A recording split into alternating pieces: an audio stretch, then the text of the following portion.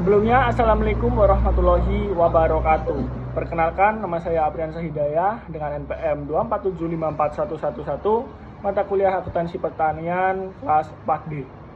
Di video ini, saya akan menjelaskan materi bab 3 yaitu akuntansi tanaman belum menghasilkan atau TBM sesuai dengan slide yang sudah diberikan. Pengertian TBM. Pertama, kita pahami dulu apa itu TBM. TBM atau tanaman belum menghasilkan adalah tanaman yang masih dalam tahap pertumbuhan dan belum bisa menghasilkan produk.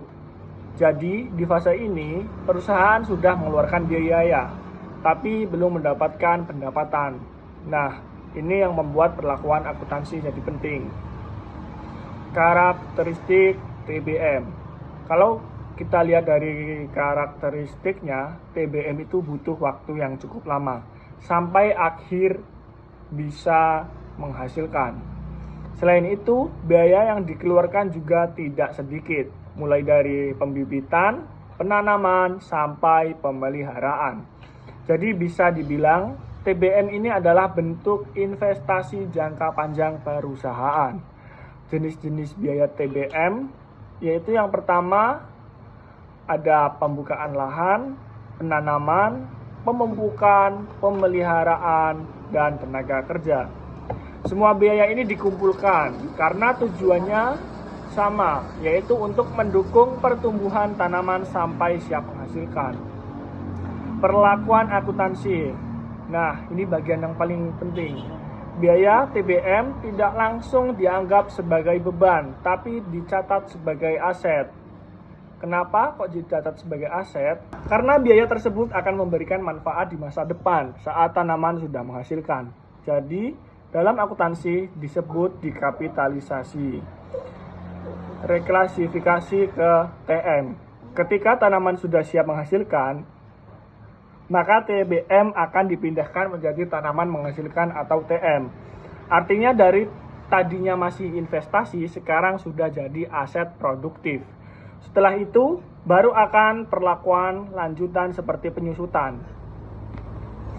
Standar akuntansi. Kalau kita kaitkan dengan standar akuntansi, perlakuan TBM ini mengikuti standar yang mengatur aset biologis dan aset tetap.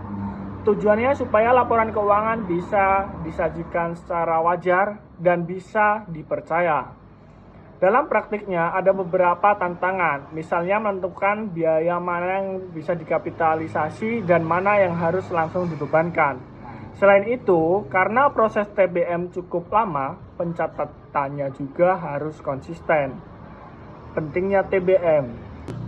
TBM ini penting banget, karena nilainya biasanya besar dalam laporan keuangan. Kalau pencatatannya salah, bisa mempengaruhi laba perusahaan, bahkan keputusan investor. Jadi kesimpulannya, akuntansi TBM itu penting karena berkaitan dengan investasi awal perusahaan di sektor perkebunan. Biaya yang dikeluarkan tidak langsung jadi beban, tapi dicatat sebagai aset karena manfaatnya ada di masa depan. Dengan pencatatan yang tepat, laporan keuangan jadi lebih akurat dan bisa digunakan untuk mengambil keputusan. Sekian. Terima kasih. Wabillahi taufiq wal hidayah. Wassalamualaikum warahmatullahi wabarakatuh.